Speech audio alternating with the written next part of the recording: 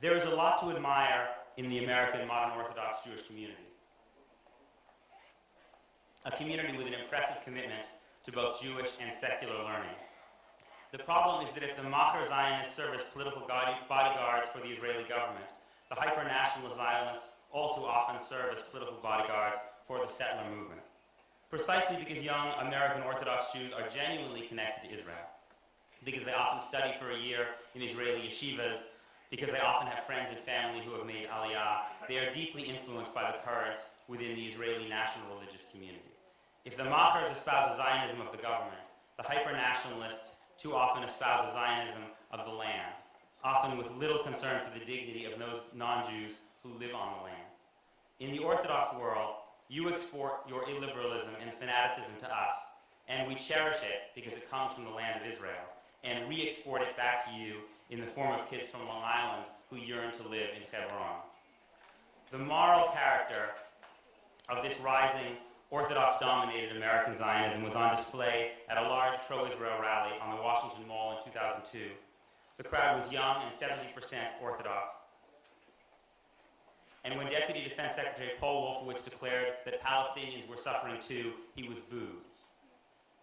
If I were an Israeli human rights activist looking to influence the American Jewish world, I would ignore the Machers. Because they are fundamentally influenced by access, not ideology, your arguments won't matter very much. But I would try to speak to the hyper-nationalists, the young Orthodox kids who booed Wolfowitz.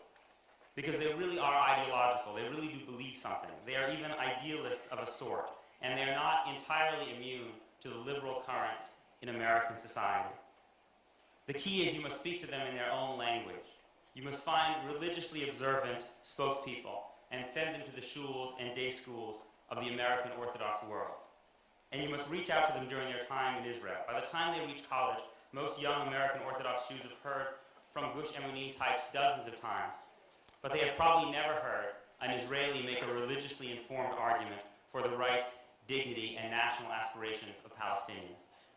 If they did, at the very least, it would produce cognitive dissonance, which would be an important start. But among the large majority of young American Jews who are not Orthodox, we must build a third Israeli-American Jewish relationship, not Macher to Macher, not hyper-nationalist to hyper-nationalist, but Democrat to Democrat. The young Jews on America's college campuses have never met people like you. They see Netanyahu on TV, AIPAC brings them government propagandists. But here's the strange thing.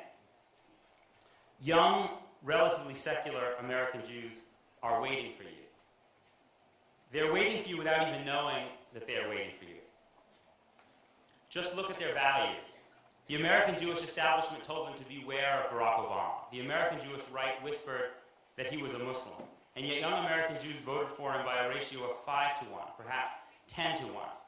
A few years back, some major Jewish philanthropists sent the pollster Frank Luntz to test Zionist messages amongst Jewish college students.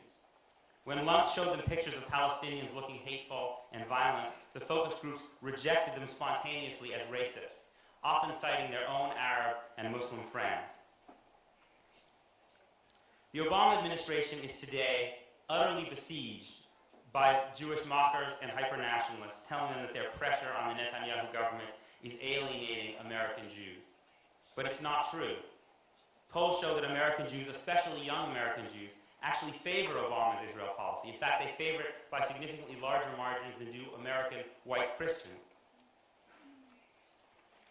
And one more thing. I get the sense sometimes, reading the press and hearing people in Israel talk, that the Netanyahu government may believe that they can outlast the Obama administration, that Barack Obama is Jimmy Carter, that he's an aberration in American politics, that he's going to be gone pretty soon, that we will go back to the days of George W. Bush.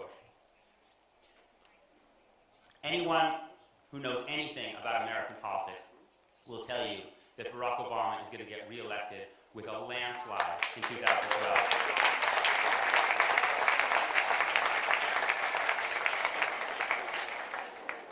If the Netanyahu government wants to wait for President Sarah Palin, they will be waiting a very, very long time.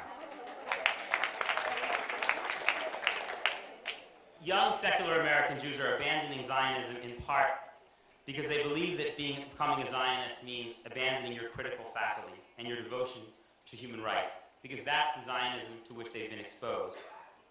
They've never been told that they can love Israel and hate some of the Israeli government's actions.